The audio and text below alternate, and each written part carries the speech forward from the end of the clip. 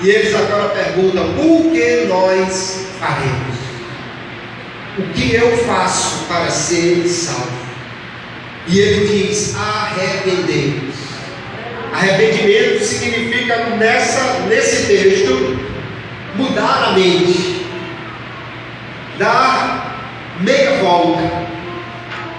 Caminhava nessa direção, agora caminha na direção oposta. Porque tem gente que pensa que aceitar a Jesus é você botar uma pitadinha de Jesus na sua vida. Você acrescenta um pouquinho de Jesus do que você já fazia e tá bom. É verdade. Arrependimento não é isso, conversão não é isso, ser crente não é isso. Não é continuar uma vida com mais um pouquinho de Jesus. É uma nova vida totalmente diferente da outra. Não é simplesmente trazer um pouco mais de religião, ou de Deus, ou de igreja. É mudar de vida, é trazer uma reviravolta na vida. Arrependei-vos, ele diz. Quando nós lemos Jesus falar sobre o caminho largo e o caminho estreito, e a porta larga e a porta estreita, às vezes alguém pensa assim: o caminho estreito é para cá e o caminho largo é para cá. Mas eu prefiro pensar que o caminho largo é para lá e o caminho estreito é de lá para cá. Ou seja, estamos falando da mesma estrada da vida, só que tem muita gente vindo numa direção errada. Por isso que sobra pouco espaço para quem quer ir na direção certa, e o caminho fica estreito. O caminho largo é muito fácil porque muita gente está vindo desse lado. Porque caminhar com Jesus, queridos, não é simplesmente caminhar apertado, como se fosse viver na prova todo o tempo. Caminhar com Jesus é caminhar em contrário à direção do mundo. É o mundo indo em uma direção e você caminhando em direção contrária. Aleluia. Glória a Deus. Eles vão em busca de uma porta larga que leva à perdição. É verdade. Nós encontramos a porta estreita e vamos ter que forçar a passagem neste mundo, velho, até chegar a ela. Aleluia. Mas é o Senhor que nos faz enxergar essa porta e caminhar até ela. Glória a Jesus. Porque a palavra de Deus é penetrante, aleluia. E quando você prega a palavra de Deus, o Espírito Santo pega esta palavra e ele dá uma peixeirada no coração do pecador, para ele entender que precisa mudar de vida e se arrepender. Pedro não colocou panos quentes em ninguém, ele não foi com uma conversinha bonita. Hoje em dia tem gente: não, venha para cá, quem quer ser abençoado, venha para cá, Jesus é muito bonzinho, venha para cá. O Evangelho não é isso. O Evangelho é: Jesus morreu por você, você é um pecador e precisa se arrepender para poder ser salvo. E nós precisamos pregar a palavra. A palavra é penetrante. Quando eles ouviram a palavra, e aqui nós entendemos que Lucas registrou apenas um resumo do discurso de Pedro. Não foi só essas palavras, porque quando você lê o verso 40, ele diz assim: e com muitas outras palavras isto testificava.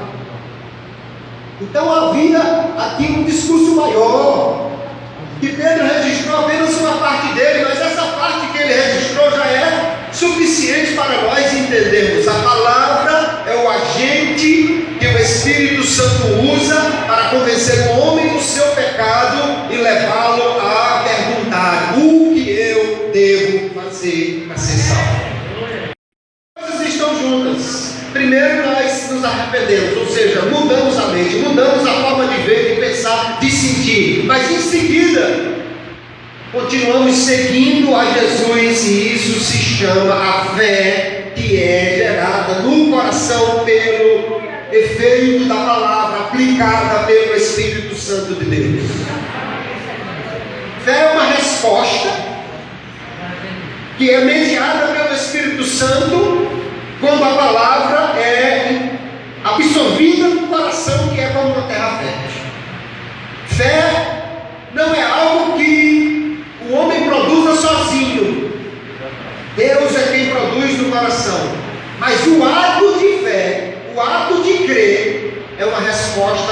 humana.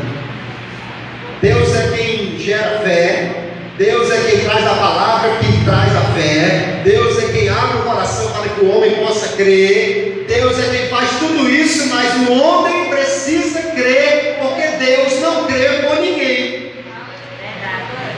Aliás, a incredulidade é o maior obstáculo entre o homem e Deus. O pastor disse que quem não tem fé, porque não se arrependeu. Aí onde está a diferença entre o remorso e o verdadeiro arrependimento. O remorso só traz os sentimentos. O verdadeiro arrependimento traz o sentimento, o reconhecimento do pecado e o desejo de mudar e fazer alguma coisa diferente. Então é como se no remorso, talvez eu só olhasse por cima do ombro para trás. Mas no verdadeiro arrependimento, eu dou as costas para o pecado e eu sigo em frente com Jesus. Batizado. Mas a Bíblia manda se batizar. Quem crê e for batizado será salvo, Jesus disse. E quem não crê será condenado. Mas veja que ele não acrescentou: quem não crê ou não for batizado. Ele só disse: quem não crê. E quem não for batizado vai para o céu, não é pagão, não. Não, o crente deve se batizar não para ter algum benefício de perdão, e sim porque ele agora que é crente quer dar público testemunho da sua fé. Mas o ladrão na cruz não teve tempo de se batizar, mas Jesus prometeu a ele dizendo: hoje estarás comigo no paraíso. Mas faltou batizar ele, Jesus, não importa, ele vai estar no paraíso comigo hoje. Acabou isso. É porque a fé, queridos, que é irmã gêmea do arrependimento, né? É ela que leva o homem à salvação. O batismo é uma consequência disso, para dar um testemunho público desta fé que eu abracei. Então, quando nós olhamos para esse texto, nós vamos ver o resultado da pregação genuína do Evangelho da Palavra. O Espírito Santo toca no coração, fere o coração do homem, e ele então agora tem uma tristeza segundo Deus, e quer mudar de vida, e pergunta: o que eu vou fazer? E a resposta é sempre: arrependa-se, confesse Jesus como seu Salvador, para viver uma nova vida com Ele. Glória a Jesus. É um ato público de fé, então, o batismo, que vai mostrar como o homem agora fez a sua decisão de viver uma nova vida com Jesus. E aí Pedro então diz: e recebereis o dom do Espírito Santo. Ele estava falando da morada do Espírito Santo no coração, e de tudo mais o que o Espírito Santo tem para dar. Porque o homem só pode receber tudo que o Espírito Santo tem para dar a ele quando ele confessar a Jesus como seu Salvador, e vai assumir o que isso significa.